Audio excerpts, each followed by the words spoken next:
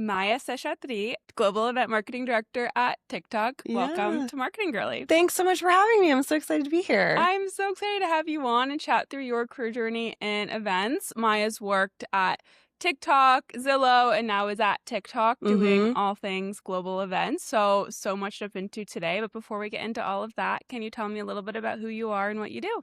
Sure. I'm Maya, Global Event Marketing Director at TikTok.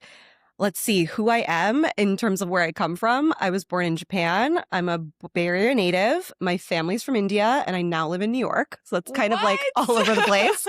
And then professionally, the last 10, 12 years or so, I've been on B2B event marketing teams for global media brands like Twitter and TikTok. What that means, what I do is sort of we bring the brand to life through events and experiences as a channel for driving business outcomes. So that looks like trade shows, pop-up booths, product summits, basically a method of increasing brand awareness and driving product adoption and generating new leads, like all the business functions you can think of, I feel like fall into events. And then also how TikTok shows up at third-party events. So what does our space look like at Cannes Lions, at South by Southwest, Advertising Week, some of these like big marketing tentpoles you might have heard of. That's kind of what I do in a nutshell. Amazing. And did you know that you were going to end up in events when you started your career? No, I feel like everyone's career journey sort of falls into events, especially back in the day when it was not talked about as much. I went to school for mass communications and public relations. I had no idea what I wanted to do when I went to school. I hope a lot of marketing girlies can relate to that. I knew I was really good at sort of like people skills and I had a creative eye and I grew up in a really community-based culture, so to speak. And I was always in the arts. Like I knew the power of community and events and experiences, and I was really organized. So I had no idea what to do with all of that when I went to school. And I sort of just followed. I was like, I'll figure it out with this degree. And then halfway through college, my sister got married and like big blowout Indian wedding.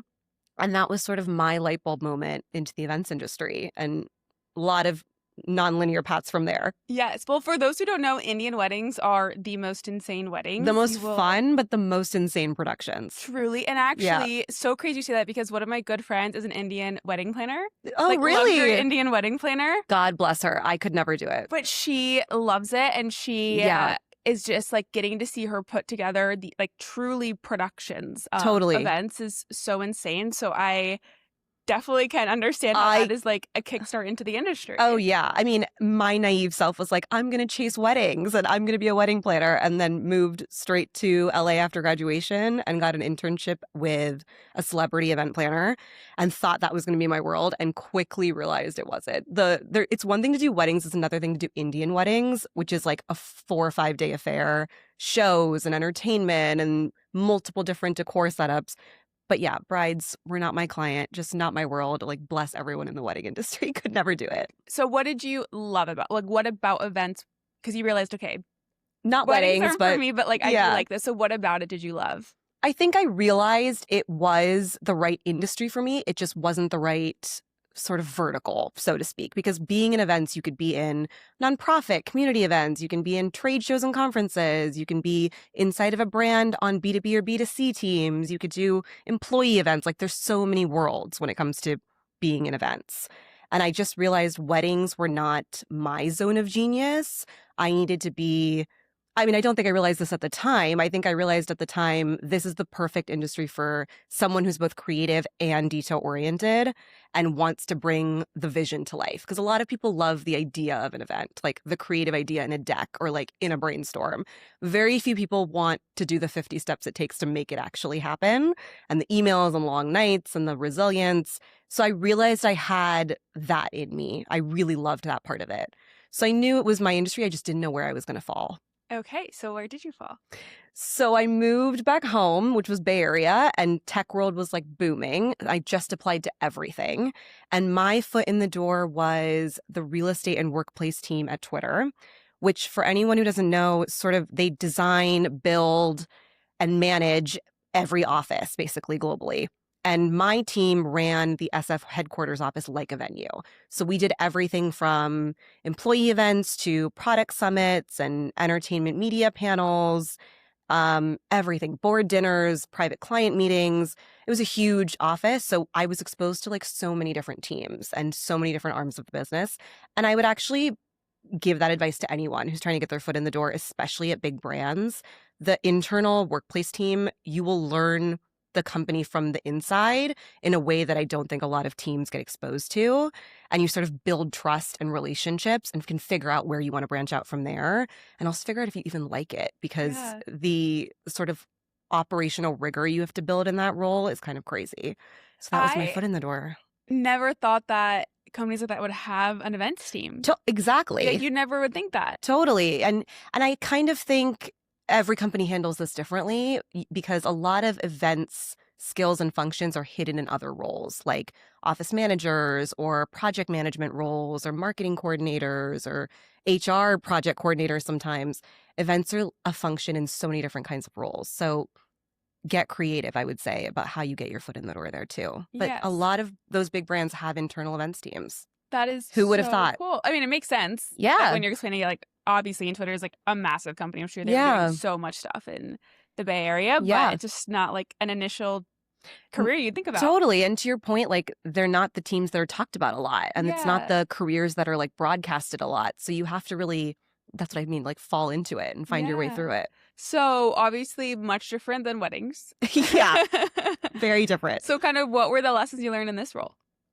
That role, I was on that internal events team, I think like 2 or 3 years maybe before I branched out. That role was really about learning employee culture and the point of like evangelizing employees from the inside out. Like, you talk to any former Twitter employee, and I'm talking about old Twitter before we were bought, just for clarification. And you'll get like tweep for life kind of employee mentality. The employee culture was so strong, and I think people were like lifers there. I would have stayed there forever. And that's really what I learned, is sort of the importance of investing in employees and learning like brand loyalty from the inside out. And I think that being sort of a central hub team to so many different other teams also taught me like to invest in relationships, because every bump, every promotion, every branch out I got at that place was because of a relationship I made. And then they championed me for an opportunity in a room that I wasn't in. And then I just took it and ran with it. Did you find doing events for an internal team like that, what are your, like, I'm imagining you're not necessarily trying to drive revenue. No, events. Not in that function. So was it like a different type of, I mean, we can kind of talk about your later roles a little bit, but how, like, what was success measured by? Like, how do you, like, what does a good event, like a great event look like in that space when you're not necessarily driving? Totally. Like the metrics of success are so different. Yeah. I would say that for internal events teams, it's much more community driven, and they're not necessarily data metrics of success. They're more so like, how are we bringing people into our space and using almost the ROI of the venue to our best event ability. So for instance, it's cost efficiency. Like, if we can host a board dinner in our office space in a beautiful conference room and transform it, that saves the business costs of going out and having to figure out that experience outside. Same thing with client meetings. Bringing them into an office that's like our brand home is cost efficiency. And it's also another representation of the brand, right? People love visiting brands like that, their spaces, because it's another visual and creative representation of it. So rather than having to meet you at a client dinner outside in a random restaurant, come to our office and experience the culture from the inside out. Do you have a favorite experience that you've curated, or a favorite event? In that role? Twitter? Yes. Oh gosh. For that internal events role, I think the biggest event that comes to mind is our employee-wide conference that we did for the very first time. I think we were like 13 years old at the time or something. And it was the very first time we brought globally all employees together in one location. How many employees? At that point, I can't remember. We must have been about 15 to 20,000. We weren't that big. You brought 15 to 20,000 people together? Yeah. That's insane. Yeah. Global. I guess when you say it out loud, it sounds kind of insane, but there are brands who do it with much more employees. Yeah. That's considered pretty small. Really? Like, global, you flew people globally. Oh my god. Yeah, for the first time. We did it twice in my time there. Wow. And the third time was about to happen before COVID hit. But that first one I'll never forget. In San Francisco, we took over like a huge conference center, all of the floors. We turned it into like a huge commons area, basically like a mini theme park with activations and community spaces and places for employees to connect from different regions and countries. We had like a huge main stage of programming. We had after hours every night and different activities out in the city. We did like a Twitter for Good day of giving back to the city. It was a huge production, and every events team at Twitter sort of came together under one umbrella to make that happen. So I'll never forget that event. That's incredible. Yeah. Amazing. Okay, so then from Twitter, you moved over to Zillow. Yeah. So talk to me about that. So after Twitter, I had spent like 7.5 years there, which feels like a lifetime, but I grew so much there that I was like, I'm going to stay here forever. And I would say this to anyone who's sort of like assessing whether it's the right time to move on or not, is just get really honest with yourself about whether or not you're growing. I had squeezed like every last opportunity out of that place before I was like, it's time to go. And it didn't hurt that it was the same time we would just been bought by a famous billionaire who was about to turn the company over and turn it into something completely different. So I was like, it's time to leave. But the truth is, I didn't know where I wanted to go. I didn't know what the next step looked like, what brand I wanted to work at. I was sort of just like, I need a new challenge. So whatever comes, I'm going to sort of take it. And that was really scary because I knew I wanted to be in events. I just didn't have any idea what the next step looked like. And Zillow was a completely new audience, completely new events, completely different like clients and partners that we were serving, and a much more established, like older brand. So the culture was so different. The role was so different. And I learned so much from that team. But in that role, about a couple of months in, I was presented with the opportunity to interview for TikTok. So my role was pretty short stint there. And I was craving at that time applying sort of the knowledge and experience I had learned at Twitter to that same sort of like culture shaping brand and social media brand that was playing in that same marketing sort of playground, if you will. And those events I knew really well. And TikTok was really young and scrappy and needed someone with that experience. So I sort of chased that role. But leaving Zillow ended up being everything happens for a reason, because when I left, my former Twitter coworker, who had also left and gone on to a different company, ended up getting laid off and was looking for her next events role. And I was able to put her up for that. And she now runs Aw. that B2B events team in Zillow. So all this to say, that role showed me like, you just have to take the next right challenge Yeah. and you have no idea where it'll lead. Yeah. Can you also speak to leaving a company after only a couple months? Yeah. Even like I'm It was imagine. scary. Yeah, like and Yeah. that's some you had such a long stint at Twitter before, so to go from like 7 years at a company to being like, I just got this job. I know this other opportunity is the better fit for me, but like, was it hard to leave so quickly? Oh my gosh, of course. And I went back and forth about it so much because it's not really something that's done. You're like, is this going to look bad? B, it's sort of like I just came from a huge stint. I thought my next role needed to be another huge stint in order for it to look substantial. And the team was so gracious about it. My leader was so gracious about it. She was the first one to be like, if this feels more like you and what you should chase, you need to chase it. You need to do what's right for you and your career at the end of the day. And the right next person will find this role. She sort of gave me the permission to feel like good Aw, about it. Yeah. But it was super scary. I think what I needed to follow though is you just have to be honest about yourself. Are you bringing your full energy and full self to that job? And if not, then they're better served by someone else in this role. And I knew when I got the TikTok job that was lighting me up and that was what was exciting me. So I knew it was right to leave, even though it was really hard. Yeah.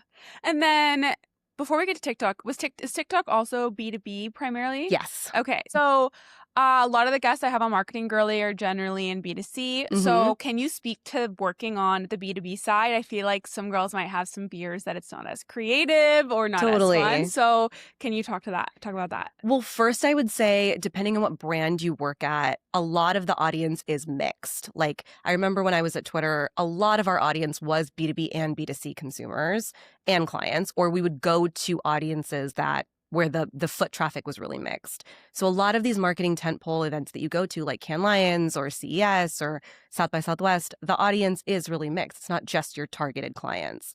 That being said, I think the B2B side gets a bad rap because it is a little bit more formal and it's much more metrics driven when it comes to how you have to serve the business and prove ROI from events. I think for people that are a little bit more operationally minded, a little bit more business focused, and know how to bring a product to life, they could really thrive in that environment. But that's the main difference, I would say, especially in event marketing, is the way that we organize gatherings for client audiences versus consumer audiences is completely different.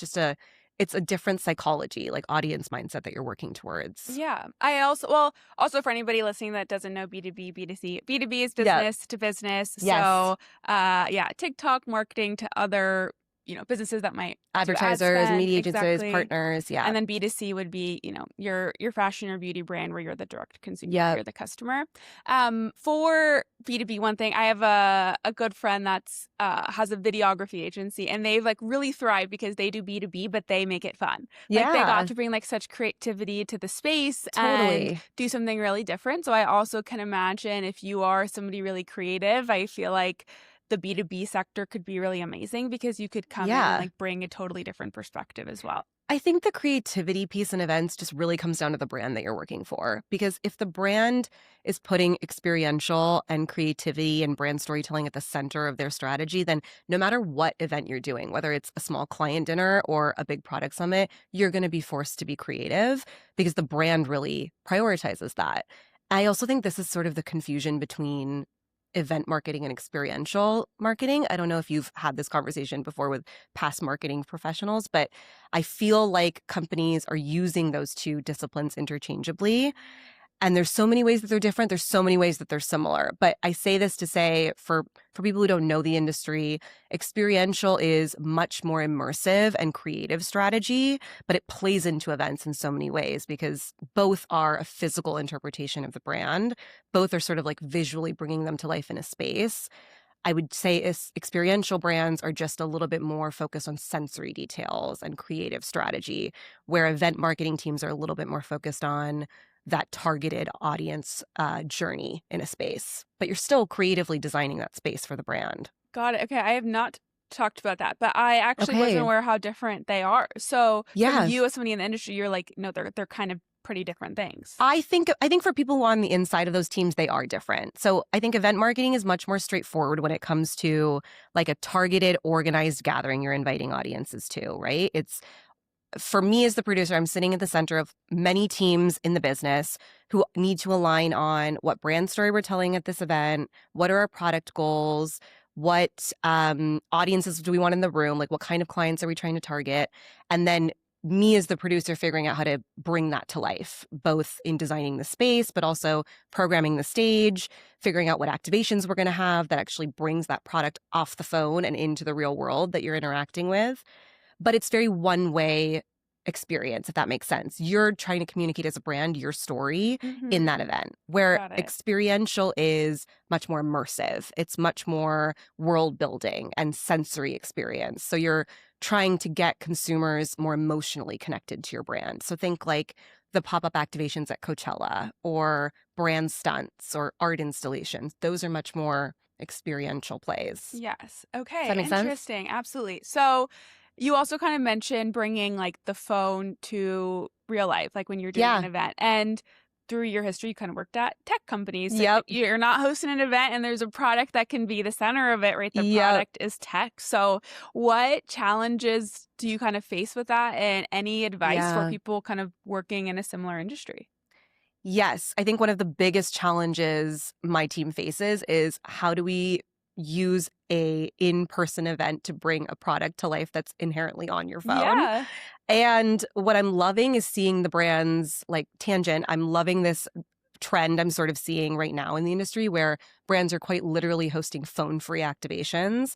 You're seeing Pinterest at Coachella was phone-free and ended up blowing up and going viral. Rare Beauty just did this. They did like a phone-free dinner at Hotel Chelsea down the street. What I'm loving about it is the whole point is to bring the brand to life and the ethos of the product to life. So yes, on the B2B side, there's moments where I have to do a vertical screen and get you to actually understand what our product looks like and get you to interact with it in a way that's not on your phone. But ultimately, the point of the event is to get you to understand how to use that product when you leave the room. So it's not a solo, isolated experience. So that can be challenging. We have to find ways to do that both through programming, through interactive workshops, and through technology in the room. Okay, interesting. Yeah. So let's go over to TikTok. So you leave Zillow, you go to TikTok. Talk to me about what you're doing there. Oh my gosh, I feel like I've lived so much life at TikTok, and I've only been there 3.5 years because it's such a fast brand. It's such a young brand too. We're so scrappy, and we really, I hate to use this line, but we really do move at the speed of culture internally just to keep up with what's happening on our platform. So I joined TikTok as sort of like a senior producer. I had a lot of experience in the event roadmap they were trying to build out on the team. So sort of these North America tentpoles, if you've heard of like CES or South by Southwest or New Fronts, those were the events we were trying to break into as brand and build up like a lot of brand equity in. So I was the producer of those sort of large scale tentpoles. And then in the last 2 years, I've grown into more of a strategic function. So a lot more, how do we scale what we're doing well here to all the other regions who are also producing events? So we look like a stronger, more universal global brand, or doing a lot more of the event strategy up front. So how do we set our project teams up for success? Because we lose so much time, and any events team can relate to this, in trying to align everybody on what we're doing before we can actually build the thing and make it happen. So doing a lot more of that upfront event strategy and briefing process. And then is this the first time you've kind of worked on the global side? Or did you do that previously No, as well? I was in that role even at Twitter. And I think the Okay. global piece is different inside of every brand, like what that Mhm. roadmap entails and what regions you work with. Because typically a brand of this size has events teams in multiple markets, because you have to be able to execute on the ground and localize on the ground, think of languages, all of those things that are very local specific to the market. But no, this is the first time I've been in a global function. Okay. So, because when we think of TikTok, maybe you can kind of explain for us. Because when we think of TikTok, we often, us listeners, think of it from the consumer aspect, right? Like we scroll Totally. on our phone, we are Because consumers of that's the TikTok. public facing side. Exactly. But Yeah. what we don't know is that well, you might know this, but a huge part of TikTok's business is the advertisers that spend on TikTok. I'm Mm-hmm. assuming there's lots of partnerships and a Yeah. lot of other things that us as the consumers aren't totally thinking about when Sure. we're watching. So can you maybe kind of And nor should you. True, that's not the point, but that's a good thing that we're not thinking Not about the it. point. Yeah. But again, part of this podcast is kind of sharing Yeah. positions and such that you might not normally think about. So can you talk to me about who you're thinking about when you're hosting events, and maybe kind of share an example with us of an event that you've enjoyed that you plan at TikTok? Yes. So I think the example that's top of mind for me is our annual product summit, which is called TikTok World. We just did that a couple of weeks ago, I want to say. Q2 is such a blur for events teams. Everything's, we sort of just like black it out and you move on to the next thing. But that's sort of our annual moment, product showcase of all the features that we have coming up in the year and our offerings that we have available to them now. And that's where we invite advertisers, media agencies, partners to the room to sort of evangelize them in the way that they're going to understand how our tools help their TikTok strategy and help them unlock growth for their business. But that can be everything from creative tools, like how to make your ads more shoppable, how to make your ads more creative and more authentic to you as a brand. But it can also be measurement tools, like, do you understand how your campaign on TikTok is doing so that you can adjust? We have the tools to show you how to do that. It could also be automation tools, like we have tools that help you scale faster, build faster. So it's everything in the gamut in terms of product tools. And that's what we do with our audience in real time in the room when it comes to product summits. Okay, Yeah. interesting. So a lot of your event, the center is really around education. Yes, they're very education forward, I would say. Okay. Especially the owned events. I think there's a difference between when TikTok hosts a product event versus when we're showing up at an industry event. So, for instance, another event that's top of mind for me is Cannes Lions, which I'm heading to soon. And that audience is looking for something very different. We're not going to sit and host product workshops for them at the Festival of Creativity. The whole point is to get them inspired and understand the power of TikTok. So, the way that we will handle product activations and design our space and sort of the ethos, the goals of the space at Cannes Lions is going to be so different than the way we would do an owned TikTok product event. What do you think about when you are doing, well, we'll come back to Cannes Lions. Let's go Okay. back to the product event. So you're hosting a product event. I definitely can remember being back working in tech, and sometimes you don't want to go to those events because Yeah. you are, you go to the events because they're fun, but also, you're gonna have to learn something, and obviously you're there for a business purpose. Yep. So, how do you think about making an event interesting or making people care about it? Or, they have a lot of events that they're going to. Like, what do you think about when you're curating an event? So, yes, it's educational, but it's also something that people care about. I think this is twofold. It's such a good question because I think the industry is feeling so much fatigue when it comes to brand events. I'm even feeling it. I'm inside the industry. I'm like, everyone's hosting a brand event for no reason unless you're bringing value. So that's really what's top of mind for me, especially with my team as we think about how this is providing value to anyone's day. We're inviting them into a room just to get back on their phone. No, we're inviting them into a room to get something that they're not going to get anywhere else, including a client meeting or a virtual event or any resource that they can find about us online. So that's number one, I would say, especially in the B2B side, is like, how are you providing value, even if it's education, value to them and their business and what they're looking for from you as a brand. But then on the experience side of things, because we're also a human business at the end of the day, you're gathering people in a room to have an experience. So this is sort of the experiential side of things. It's like, how are you giving them experience they're not getting from their couch watching this virtually? How are you bringing the brand to life off the platform in a way that they're not going to get just opening their phone Mm-hmm. in the app? So I think this is the creativity piece, is how are you creating something that they're not going to get anywhere else? Yeah. Okay. So take me to Cannes. You're about to head out. Yeah. What goes into planning an event like that, or anything you can share? This episode will also come out after it's after Cannes has Yes. happened. So Hopefully a very wild, successful can. but anything that you can kind of share with us, because I know a lot of us, love to kind of watch the Yeah. success of those types of events. This is a perfect example too, like you were saying, of what consumers see from the outside in terms of the marketing buzz versus what it's like on the inside. I think Cannes Lions is such a perfect example of an event that not only are there global audiences feeding into it, but every type of client and consumer and creator is showing up at Cannes. So everyone has different goals when they're coming to it. I think from the brand side, we show up in a lot of different functions. We have sort of our creative common space, which is our TikTok garden. And that's where we host programming talks. We have product activations, yes, but we also have workshops and creative workshops where you can be really hands-on with our team. We have common spaces for coffee and rosé and all of the socializing that needs to happen, because so much of Cannes is about the networking and the deals made outside of meetings. And then a lot of B2B brands have closed door client meeting spaces at Cannes. So we have these sort of terrace spaces and meeting rooms where our sales teams will host sit-down workshops, sit-down client meetings, and close a bunch of deals for us, hopefully. And then we have after hours, which a lot of Cannes is about the socializing after hours and the parties and the talent that you're seeing at different brands. So we'll do happy hours in our space, featuring different creators, featuring different music talent. That's kind of the ecosystem of Cannes, and 16-hour days and churn through the week. Oh my goodness. Yeah. So when you are coming to an event like this, and again, so many brands are going to be there. So many brands. And every brand doing shows up differently. Events. So Yeah. where do you get inspiration from?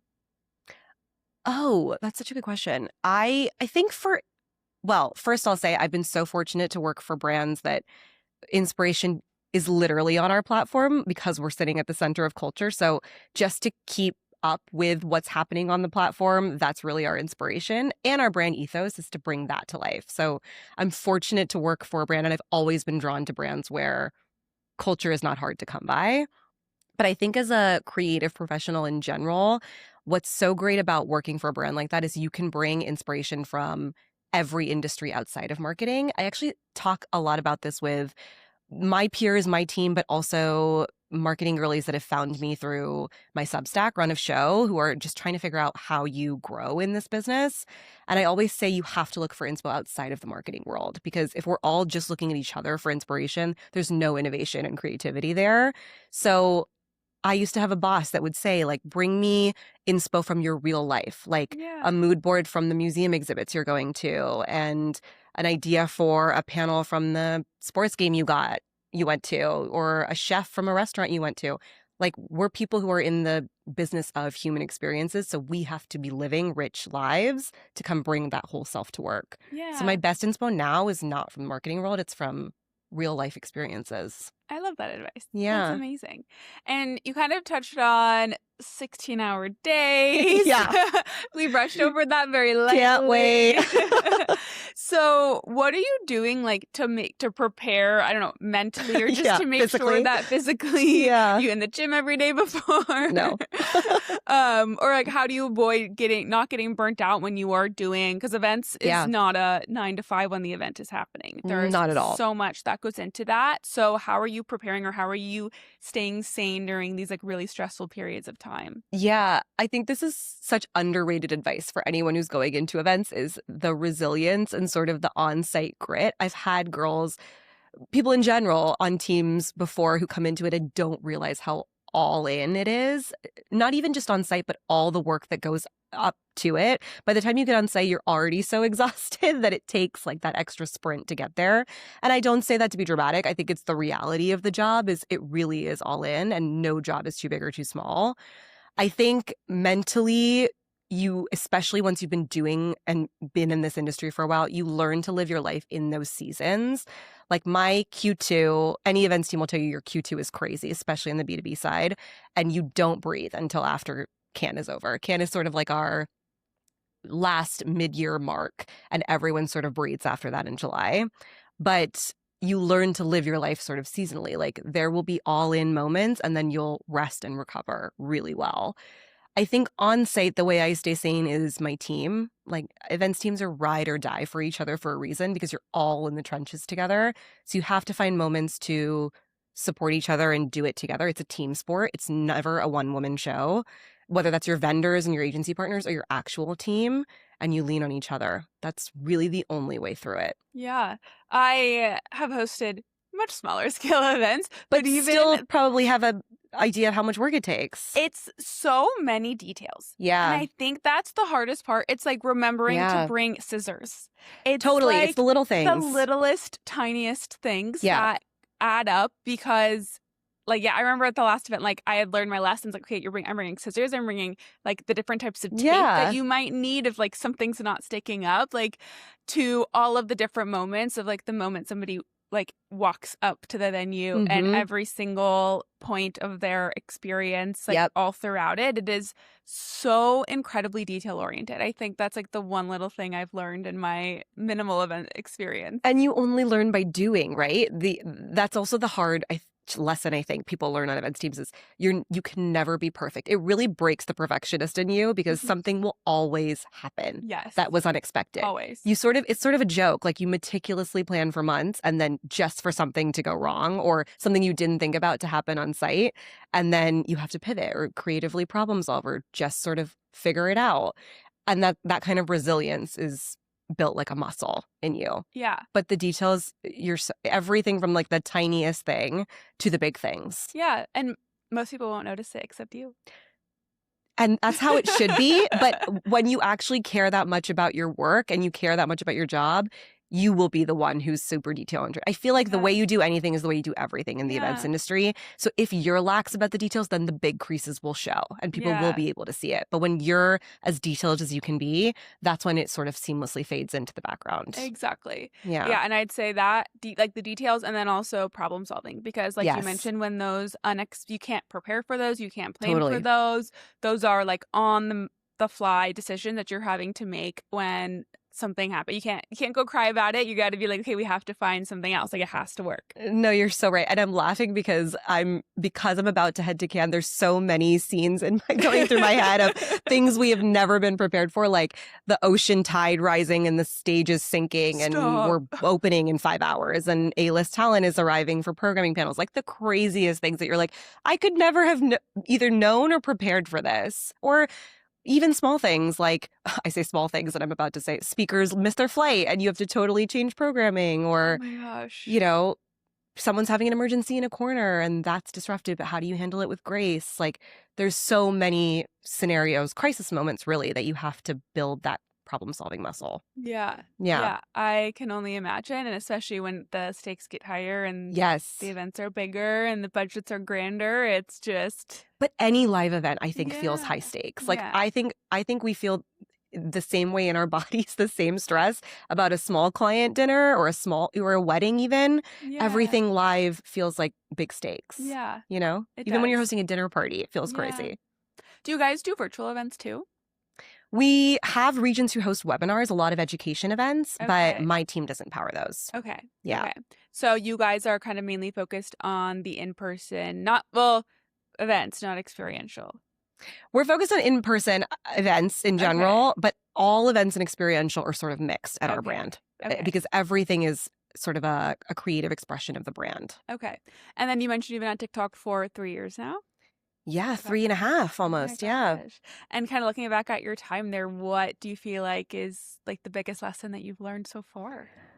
Oh my gosh. I think TikTok specifically has really built up that resilience muscle for me, like that creative problem solving muscle, because we're a relatively young company next to all of our competitors. So we move much faster than a lot of them. And that need to adapt, that need to flex, that need to pivot all the time can be grueling.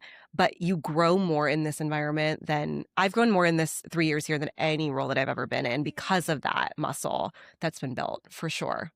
But how do you deal with, I know we talked about like the events being stressful, but I imagine a lot of the leading up to it is also a lot of work and a For lot sure. of pressure. And especially anyone can relate to working at a startup. There's also a lot of changes and moving parts. And Yep. you're usually moving on tighter deadlines. And like, how has Yes. that, how has that been? Or kind of how do you manage that with also your personal life? It's hard. Like, I think it would be a lie to sit here and say, like, you just pivot and it's easy. Like, no, it takes a toll. I think if you can thrive, if you're the kind of person who can thrive in that environment or find ways to flex, you become a stronger professional because of it. I think that's true both professionally for me and personally for me is sometimes you have to be able to detach emotionally from the situation. I do think our world is so personal in the way that we invest so much of ourselves into our work. So when something goes wrong, you can take it personally. When it has nothing to do with you, it's for the business and for the brand. So I always try to reframe that and keep that in mind is just because we've invested so much time and effort in this, that just means we care about the work. And when something changes, it's for the better of the moment. So even though this is more work in this moment, it will be better in the long term. It's a really hard reframe, but I try to do that as much as possible with my team too. Personally, I think it's made me more resilient. I also think it's made me not sweat the small stuff because I spend so much time sweating the small stuff in my work that in my personal life, I'm sort of like, let's go with the flow. I'm way less intense and detail oriented about the way things need to go. That's interesting because I know. Because you are so detail oriented in your job, you Yes. think you'd carry that into your personal life. I feel like there's two types of event people. There's the ones that keep that same type A about their personal life. And it's not like I'm not a planner. I am, don't get me wrong. I will plan everything to a T. But when things go wrong or things need to pivot or things need to happen, I think because we're so well versed in that in our professional life, we're like, well, let's figure it out. Yeah. Does that make sense? Also, it doesn't when devastate you. You have situations like you mentioned with the tide sinking. The stakes are not exactly like I've been through. The stakes are not that high. It's not that deep. Yeah, yeah. That's amazing to hear. And kind of you walked me through those previous positions. Like looking back at your career, what do you think you're most proud of? Oh, that's a sweet question. I think I'm most proud of the way I've advocated for my own growth, honestly. I think I reached a point right around after Twitter where I had really felt like I'd mastered a lot of the producer side of being in events and had exposed myself to a lot of different scales and formats. And I felt like I had kind of done it all, which is certainly not true, but I felt that way in the moment. And I was sort of being told, you've hit a growth ceiling. Like there's no blueprint for the next step for your career. And I was sort of looking at the range of what I had been exposed to, like what the events industry trains you in. Like in one day, you're sort of designing a wall treatment with a, visual identity and a designer, and you're also crafting a menu. You're working with a technical director on lighting a stage and the power outages, but you're also like coaching a speaker through a programming panel, or you're a bouncer at the front door and you're organizing speaker notes backstage. Like the range is just so insane. I kind of was like, there should be endless opportunity from this kind of skill set and the disciplines you're exposed to. How can it be that I'm hitting a growth ceiling? Okay, let's just figure it out. We'll have to bring our own, like, chart our own blueprint, basically. Yeah. And I've done that at sort of every stage in my career. And it's why I think even though I've stayed at places long, I've grown so many times, whether it's through roles or branching out in teams, because I just never settled for what people were telling me had to be in my scope. I was always growing for more. So I'm most proud of that, how I've I sort of love used that as a that. compass. That is, I think, amazing advice to hear too, because there's so many times in your life where you'll be told, like, Yeah. I mean, I remember I was told that for like just being young, like, oh, like for your Yeah. age, like you don't need to get this title or this promotion, like, but being able to advocate for yourself, or even when you ask for a promotion and they tell you no the first time, but you ask again, or you say like, Yes. let's talk about it, or I'm not going to accept that answer right away. And it can be really scary, especially if the people you're going to for this growth is someone above you that's in a Yep. higher position. Like that's scary to challenge them, but that's something to be so proud of. Yeah. And I think the no is also information, right? Yeah. Like just because you ask doesn't mean you're going to get it, or doesn't mean you've proven that you're worth it yet, or doesn't mean that opportunity exists at that moment. So that no is also information. Like decide whether it's time to move on then. Maybe it's not going to happen for you in that moment. You need to find a different environment and be honest about that.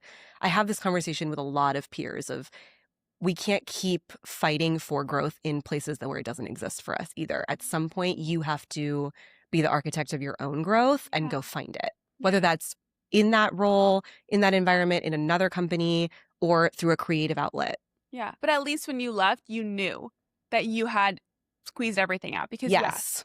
You Yes, didn't just exactly. leave. Exactly. I tried Yeah. everything. I Yeah. advocated for myself so many different times and said no a lot of different times and was given a lot of opportunities. But you're right.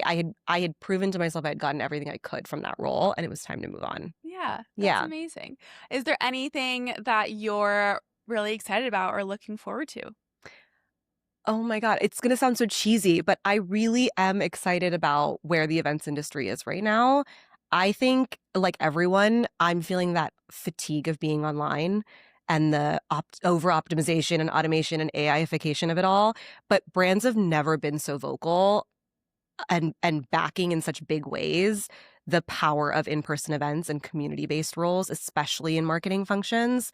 Even AI companies like Anthropic and OpenAI are hiring for events roles and paying very handsomely for them. So even that's an indication of how brands are putting in-person events at the center of their strategies. So I would say to any marketing girly who's trying to break into the events industry, it's never a better time. The opportunities are endless. I love that. And Yeah. I 100% agree. And I think especially kind of that post-COVID swing where Yes.